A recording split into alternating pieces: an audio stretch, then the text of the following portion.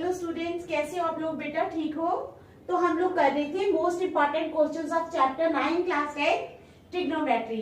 तो जिसका चैप्टर 9 का नाम है सम एप्लीकेशंस ऑफ ट्रिग्नोमेट्री। तो स्टार्ट करें। चलो, ये क्वेश्चंस जो है ये बहुत ज्यादा इंपॉर्टेंट क्वेश्चंस है, आप इनको बार बार रिवाइज करते रहना। चलो स्टार्ट करते हैं। Question number 1, the angle of elevation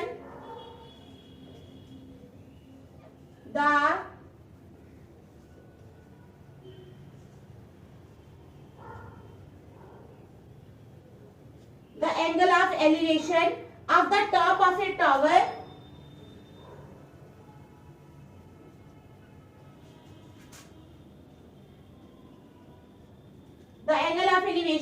of the top of a tower from a point on the ground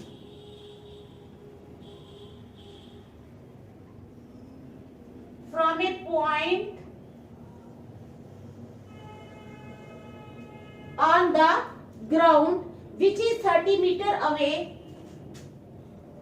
which is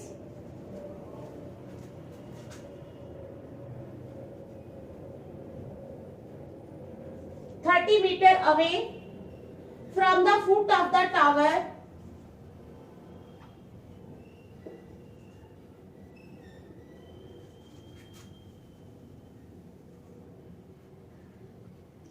from the foot of the tower is 30 degree.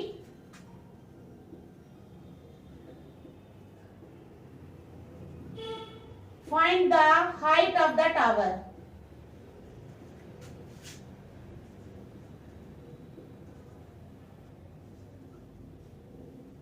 Find the height of the tower. तो चलो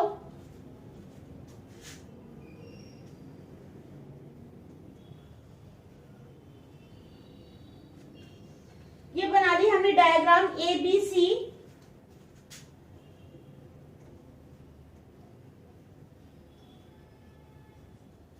ये है मेरा हमारे पास point H, ये 90 degree है और ये है हमारे पास 30 डिग्री। ठीक है, समझ आ गई? तो क्या क्वेश्चन है हमारे पास? The angle of elevation of the top of a tower from a point on the ground which is 30 metre away from the foot of the tower. जो 30 मीटर अवे है फुट ऑफ द टावर से is 30 degree. Find the height of the tower. हमने tower की height निकालनी है। ठीक है, तो चलो स्टार्ट करते हैं हम। Let BC be the tower and height is h metres. ठीक है, BC मान लिया टावर है और टावर की हाइट है h मीटर्स, यानी ये टावर है और h जो है वो टावर की हाइट है। ठीक है, let BC be the tower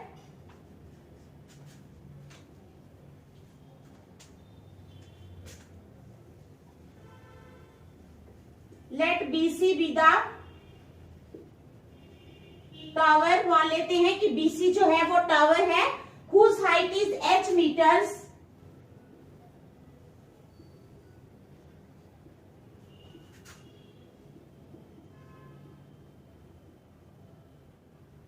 जिसकी हाइट कितनी है h मीटर्स है। And A be the point at a distance of, and A be the point, A जो है वो पॉइंट है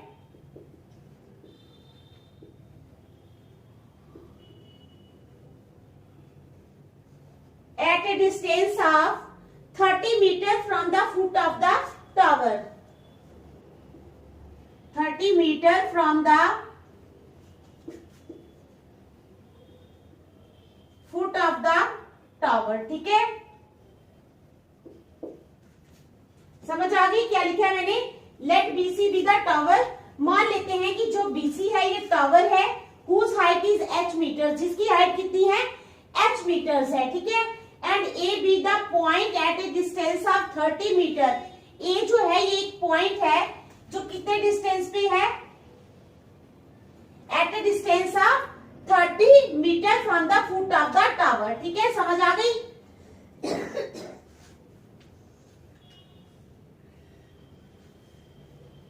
अब कहते हैं the angle of elevation of the top of the tower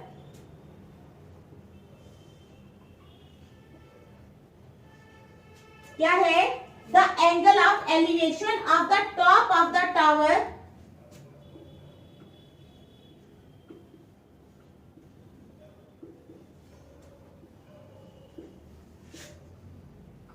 from point A, किससे? From point A is given to be 30 degree, is given to be 30 degree. कितना दिया हुआ है? 30 डिग्री। ठीक है, समझ आ गई। Now in right triangle CBA, now in right triangle CBA, right triangle CBA में क्या है? वी हैव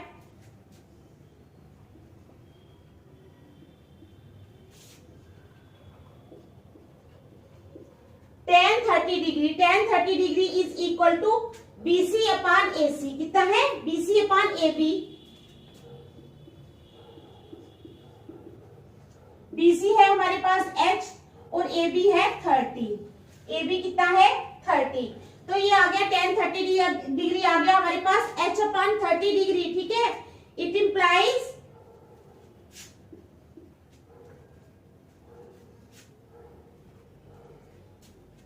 tan 30 डिग्री है ना, tan 30 डिग्री की वैल्यू होती है 1 upon under root of 3। 1 upon under root of 3 is equal to H upon 30। ठीक है, तो अब क्या करेंगे? क्रॉस मल्टीप्लाई कर लेंगे। Under root of 3 into H हो जाएगा under root of 3H is equal to 30। It implies H is equal to 30 upon under root of 3। H कितना आ गया हमारे पास? 30 upon under root of 3 is equal to 30 upon under root of 3 into under root of 3 upon under root of 3। तो आ जाएगा 30 under root of 3 upon 3। तो अब इसको काट लेंगे। 3 1 are 3, 3 10 are 30 is equal to 10 under root of 3। तो कितना आ गया हमारे पास? 10 under root of 3 metre. Hence the height of the tower is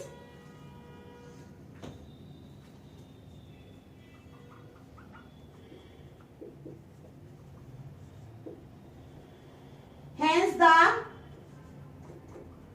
height of the tower is, tower की जो हाइट है वो आ गई हमारे पास 10 अंडर रूट ऑफ 3 मीटर। ठीक है, समझ आ गई? कितनी आ गई टावर की height? 10 under root of 3 metre. तो देख लो, फिर नेक्स्ट चलते हैं। शाबाश।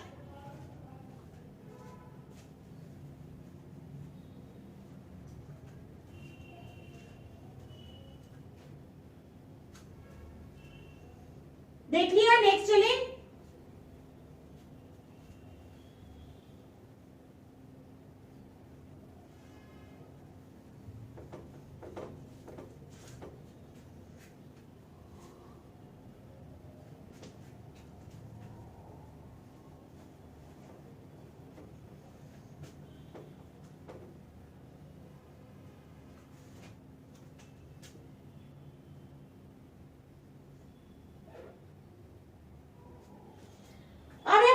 Question number second, a kite is flying at a height of 60 meter.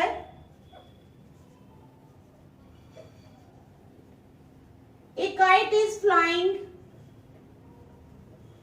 ठीक है, at a height of,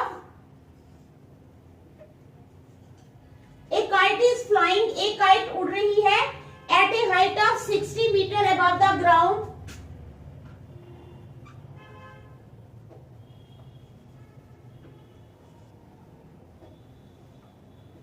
A kite is flying at a height of 60 meter above the ground. The string attached to the kite is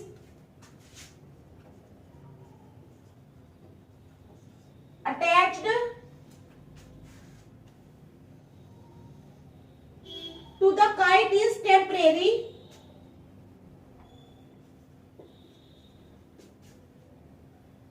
Is temporarily tied to a point. Is temporarily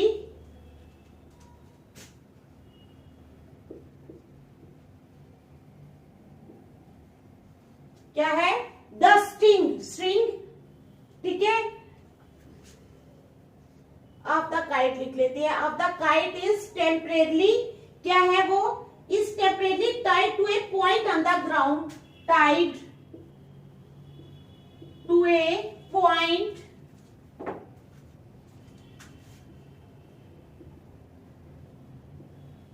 on the ground. ठीक है, on the ground. फिर कहते हैं the inclination of the string with the ground is the inclination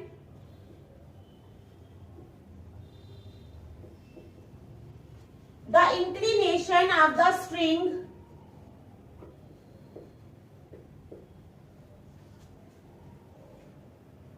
with the ground is 60 degree.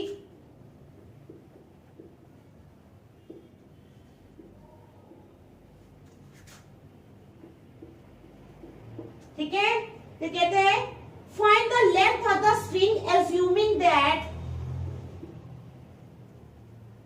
Find the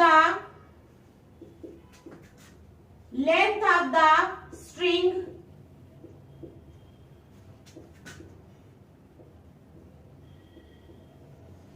assuming that find the length of the string assuming that there is no slack in the string. There is no slack in the string. ठीक है, तो मैं आपको question समझा देती हूँ, फिर answer पे चलेंगे बेटा. A kite is flying at a height of 60 metre above the ground. एक काइट जो है वो उड़ रही है किस हाइट पे? 60 मीटर above the ground. अब कहता है the string of the kite is temporarily tied to a point on the ground. जो काइट की स्ट्रिंग है, ठीक है, जो काइट का धागा होता है, पतंग की डोर जिसको बोलते हैं, वो क्या है? टेम्परेरली उसको बांधा गया है at a point on the ground. Ground के एक पॉइंट के साथ. समझ आ गई? कहते हैं the inclination of the string with the ground is 60 degree. कहते हैं जो inclination of the string with the ground है वो है 60 डिग्री. अब कहते हैं find the length of the string assuming that there is no slack in the string. अब कहते हैं लेंथ फाइंड करो स्ट्रिंग की. किसकी? लेंथ फाइंड करो स्ट्रिंग की assuming that there is no slack in the string. तो चलो स्टार्ट करते हैं.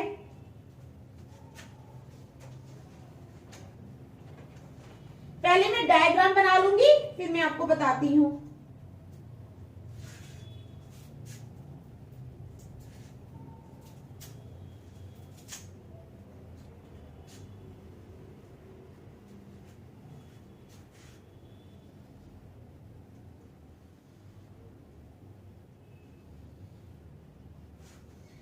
ऐसे डायग्राम बनेगी, ए बी और ऊपर के.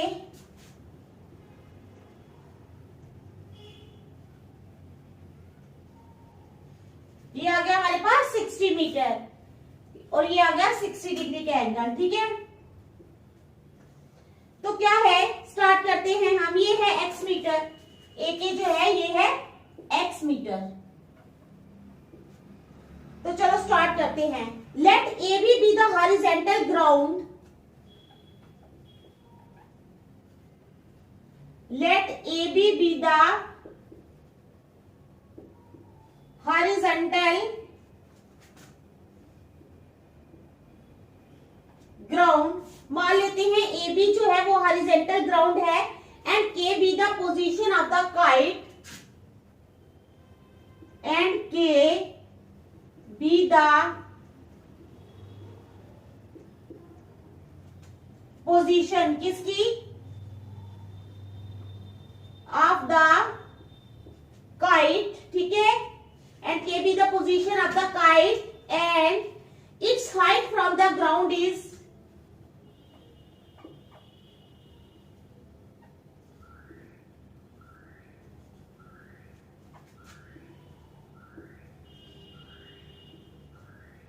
and its height from the ground is 60 metre. कितनी है?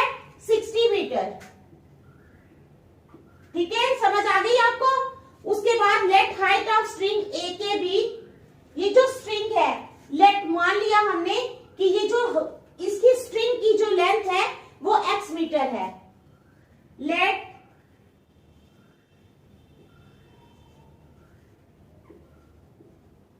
लेंथ ऑफ द स्ट्रिंग ए के B x metre.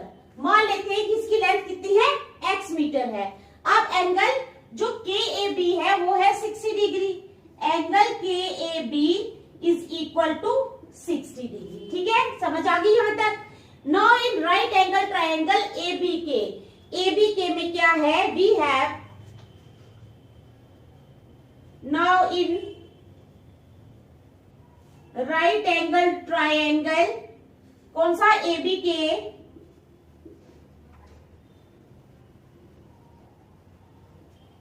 We have, क्या है हमारे पास, साइन 60 डिग्री। ठीक है, is equal to B K upon A K. Sine 60 degree is equal to B K upon A के। समझ आ गई। तो is equal to 60 upon x. अब क्या है, इट इंप्लाइज साइन 60 डिग्री की वैल्यू होती है under root of 3 upon 2। It implies under root of 3 upon 2 is equal to 60 upon k. It implies under root of 3k is equal to 120। Under root of 3k किसके बराबर आ जाएगा, 120।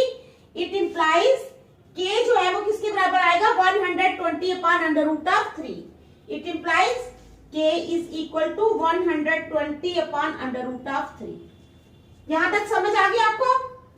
चलो फिर, अब जब भी हमारे पास क्या होता है, नीचे अंडर रूट में कोई भी टर्म आती है, जैसे under root of 3, under root of 5 या अंडर रूट ऑफ 2 आ जाता है, तो हम क्या करते हैं, उस रकम को रैशनलाइज करते हैं। इसी तरह से हम इसको भी रैशनलाइज करेंगे, तो क्या हो जाएगा, 120 upon under root of 3 into under root of 3 upon under root of 3 is equal to 120 under root of 3 upon 3। 3 1 जा 3, 3 4 जा 12, 40 अंडर रूट ऑफ 3। तो कितना आ गया, 40 under root of 3 metre. So the length of the string, आप end में लिखोगे, so the length of the string is 40 under root of 3 metre. तो कितनी है लेंथ आ गई स्ट्रिंग की, so the length of the string is 40 under root of 3 metre. तो देख लो, फिर नेक्स्ट चलते हैं। शाबाश, अच्छी तरह देख लो।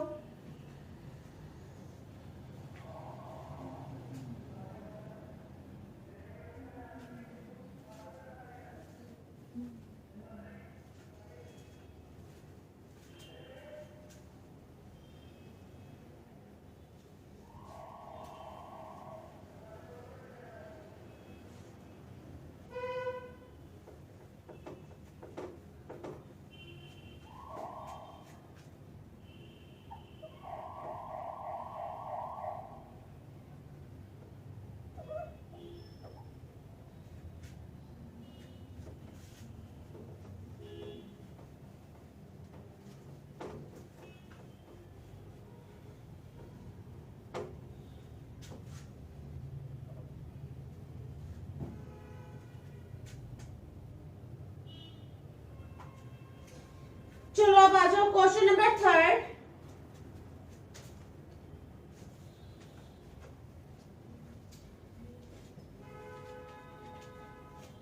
From a point on a bridge, third question, from a point on a bridge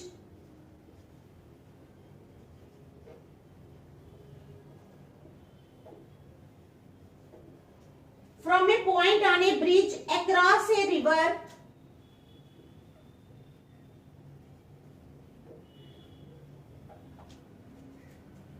the angles of depression of the banks, the angles of depression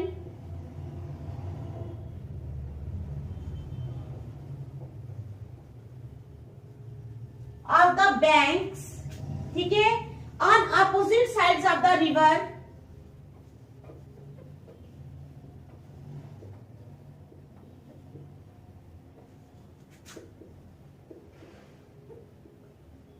on opposite sides of the river are 30 degree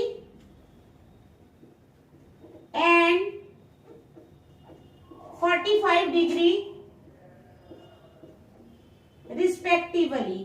ठीक है, समझ आ गई। तो कहते हैं if the bridge is at a height of, if the bridge is at a height of,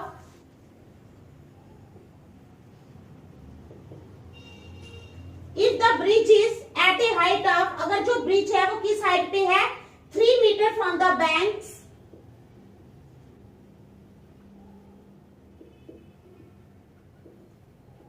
3 metre from the banks, find the width of the river, find the width of the river, river की width find करो। तो पहले मैं diagram बनाऊंगी, फिर आपको समझाती हूँ क्वेश्चन। ठीक है, आपको तो डायग्राम दी होगी।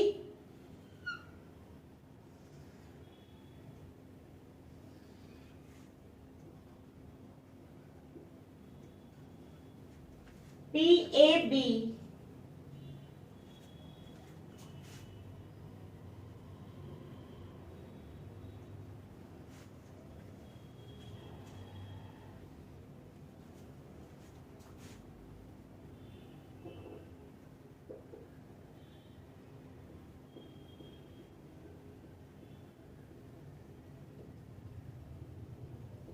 ये है 30 डिग्री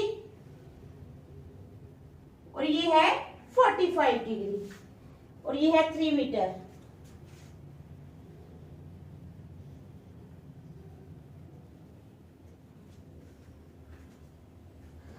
ठीक है, समझ आ गई आपको। तो क्या क्वेश्चन है, from a point on a bridge across a river, कहते हैं एक पॉइंट से on a bridge across a river the angles of depression of the banks, जो एंगल्स ऑफ डिप्रेशन है बैंक्स के on opposite sides of the river, river की opposite sides में वो क्या है 30 degree and 45 degree respectively.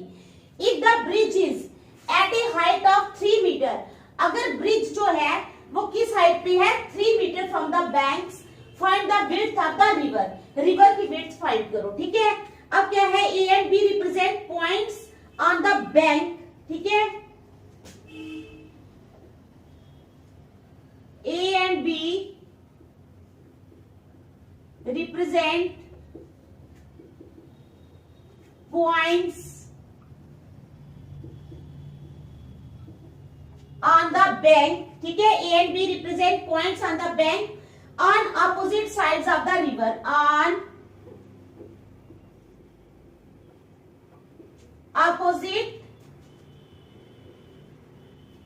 sides of the river। ठीक है, समझ आ गई। अब कहते हैं so that A B is the width of the river, so that A B is the width of the river. यहां तक समझ आ गई आपको, ये तो लिखना है। ठीक है, आपने बताना है सिर्फ। अब क्या है, P is a point on the bridge at a height of 3 metre, P is a point on the bridge at a height of 3 metre. ठीक है, P is a point on the bridge at a height of, P is a point on the bridge at a height of 3 metre. आ गई समझ। P is a point on the bridge at a height of 3 meter. We are interested to determine the width of the rivers, which is the length of the side AB. अब क्या है, in right triangle ADP, in right triangle ADP, ADP भी क्या हो जाएगा, angle ये हो जाएगा 30 डिग्री। ठीक है, in right triangle ADP, angle A is equal to 30 degree.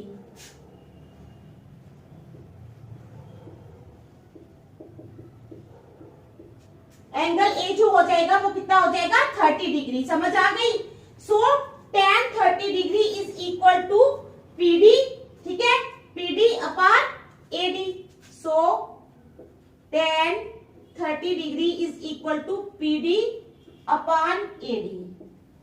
अब tan 30 डिग्री जो है वो कितना होता है?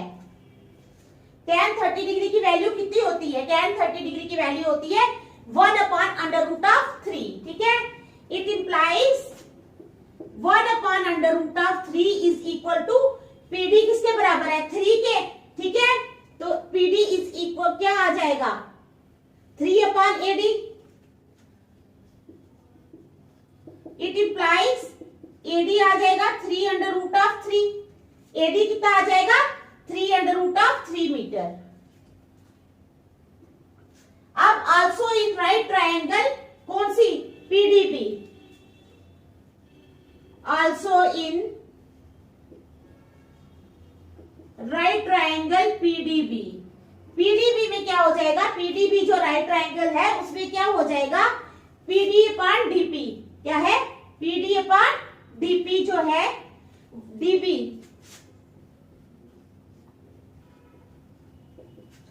अब कितना आ जाएगा PD अपॉन DB? ये tan 45 हो जाएगा। इट इंप्लाइज ऐसे भी लिख सकते हैं tan 45 degree is equal to PD upon DB। tan 45 degree की वैल्यू होती है 1, तो PD कितना है हमारे पास? 3 upon DB। It implies cross multiply करेंगे तो DB आ जाएगा हमारे पास 3। DB कितना आ जाएगा हमारे पास? 3 मीटर। ठीक है, अब now AB is equal to, अब AB किसके बराबर आएगा? AD plus BD plus AD। हाँ, AD प्लस BD। ठीक है, now AB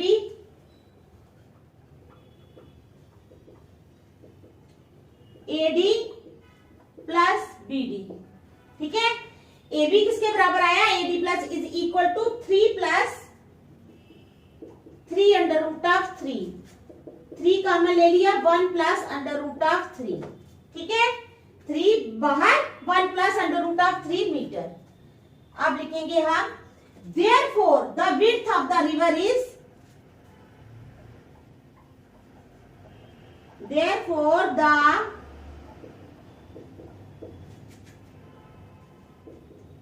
width of the river is 3 बाहर, 1 प्लस अंडर रूट ऑफ 3 अंदर, तो मीटर। ये आ गया हमारा आंसर। ठीक है, समझ आ गई? देख लो अच्छी तरह, फिर नेक्स्ट चलते हैं। शाबाश।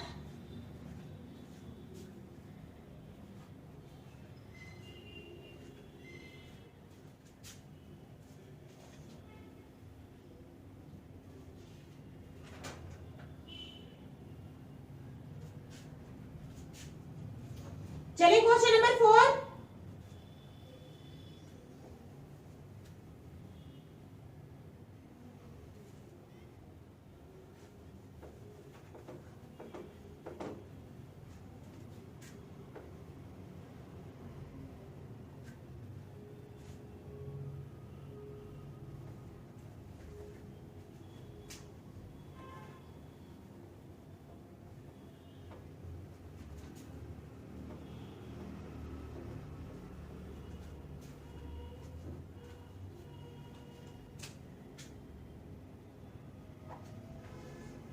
चलो क्वेश्चन नंबर 4 है हमारे पास, an aeroplane flying horizontally,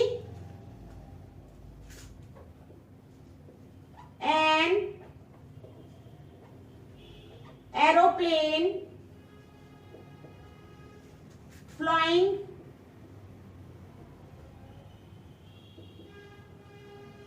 horizontally. ठीक है, 1 kilometre above the ground, 1 kilometre above the ground। ठीक है, an aeroplane flying horizontally 1 kilometer above the ground is observed at an elevation of, is observed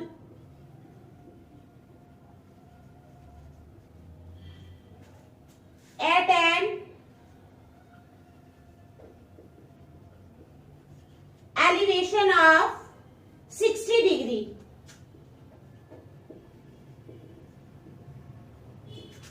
after 10 seconds, 10 seconds के बाद क्या होता है? Its elevation is observe to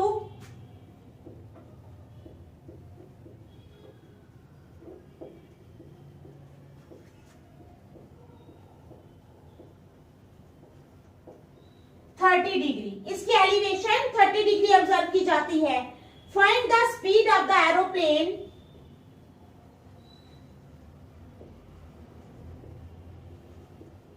Find the speed of the aeroplane in kilometre per hour. ठीक है, speed find करनी है हमने एरोप्लेन की किलोमीटर पर आवर में। तो हम पहले डायग्राम बना लेंगे।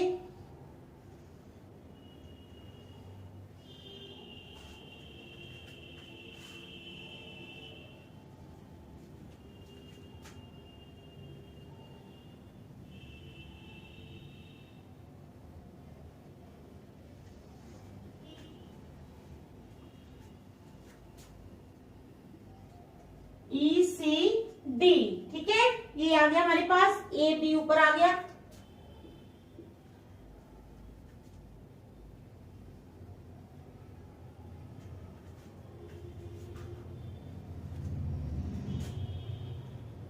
ये 30 डिग्री है और ये है 60 डिग्री। ठीक है,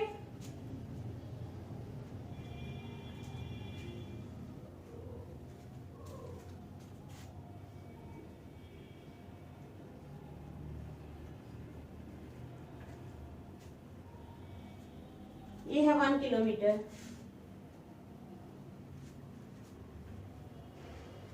तो क्या क्वेश्चन है, N aeroplane flying horizontally 1 kilometre above the ground. ठीक है, एक एरोप्लेन है जो हॉरिजॉन्टली फ्लाई कर रहा है 1 किलोमीटर अबव द ग्राउंड। ठीक है, is observe at an elevation of 60 degree. किस पे ऑब्जर्व किया जाता है, at an elevation of 60 degree. After 10 second, 10 second के बाद its elevation is observe to 30 degree. इसकी एलिवेशन कितनी ऑब्जर्व की जाती है, 30 डिग्री। अब कहते हैं find the speed of the aeroplane in kilometre per hour. हमने स्पीड फाइंड करनी है एरोप्लेन की किलोमीटर पर आवर में। ठीक है, तो स्टार्ट करते हैं। इन राइट ट्रायंगल ACE, इन right triangle ACE, right triangle ACE में क्या है, AC upon x।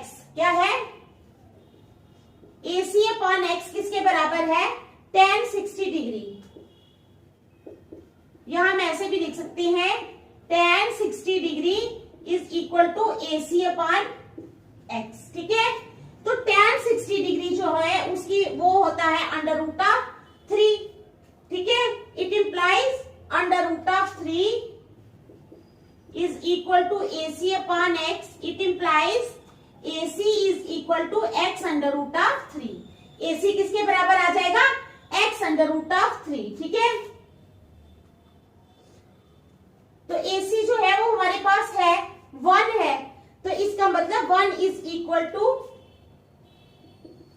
x under root of 3। It implies x under root of 3 is equal to 1। It implies x is equal to 1 upon under root of 3। तो x की value आ गई हमारे पास 1 upon under root of 3 metre. Metre भी साथ लिख दो। ठीक है, अब in right triangle BDE,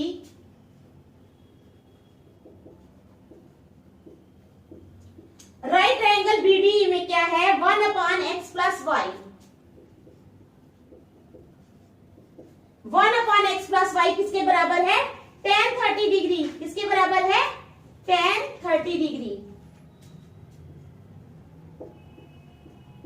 it implies, अब 1 अपॉन x प्लस वाई है ना, तो x की वैल्यू हमने निकाली है 1 अपॉन अंडर रूट ऑफ 3। ठीक है, तो 1 upon under root of 3, it implies 1 upon under root of 3 plus y is equal to, अब tan 30 डिग्री होता है 1 अपॉन अंडर रूट ऑफ 3।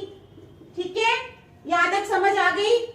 तो क्या करेंगे, it implies 1 upon under root of 3 common ले लेंगे, ऊपर आ जाएगा 1 प्लस वाई। क्या आ जाएगा, 1 plus y, 1 plus under root of 3 y, sorry.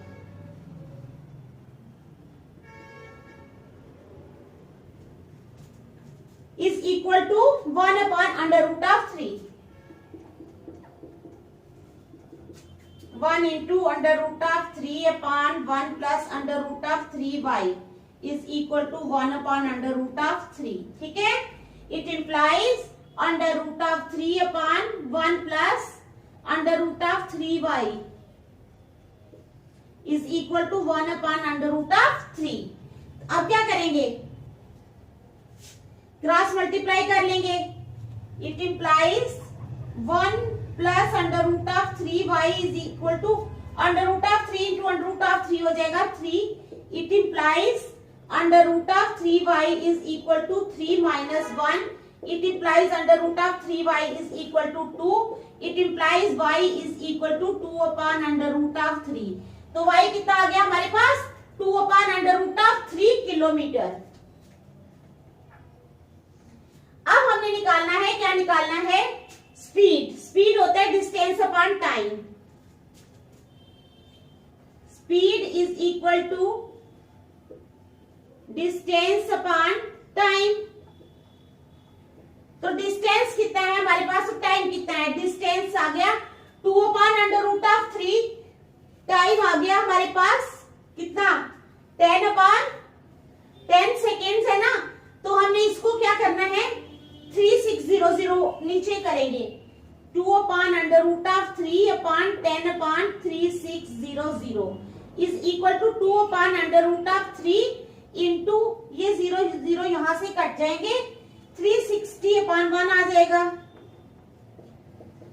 अब 360 इंटू 2 कितना होता है, 0 आ गया।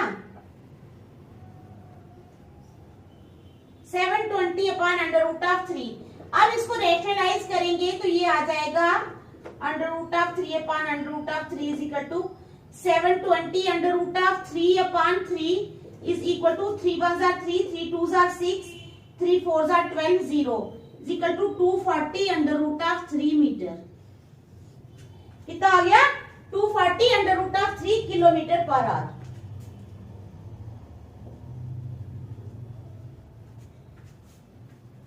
ठीक है, तो समझ आ गई आपको इस क्वेश्चन की। तो आज हम यहीं तक रखेंगे, नेक्स्ट टाइम कल करेंगे। Thank you.